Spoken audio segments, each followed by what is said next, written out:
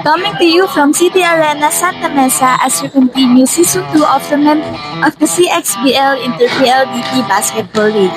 We have here our best player of the game, Mr. Otep Payanela, with 14 points, 10 rebounds, 5 assists, and 1 block. So, sir, ano po ang mindset mo pagpasok ng game? Start pa lang po nung game, talagang focus lang po kami sa game. Tapos walang mabawasan ng sisihan masyado. Tsaka yung more on assist po, tapos pag-open mo, tira lang. So, ano po yung naging game plan ninyo at paano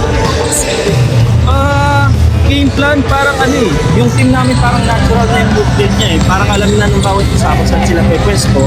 And then alam din nila kung yung nila sa team. Kaya yun siguro yung naging kinong pagkapanalo namin. Sir, sino po yung inspirasyon niyo tuwing naglalaro kayo? Siyempre yung aking wife at saka yung aking anak na 4 years old. So, pwede ko ba shoutout pa? Shoutout po sa misis ko, si Acela. At saka po sa baby ko, si Kali. Okay. Again po, lastly, anyone you would like to give a shoutout po? Yun po, shoutout po sa team ko, sa Enterprise. Salamat po sa pag-accommodate sa akin sa bawat liga po. Ayun po, thank you po. Okay. Once again, our best player of the game, Mr. Otep Payanela of Team Enterprise. Please like and follow our FB page, CX Basketball League.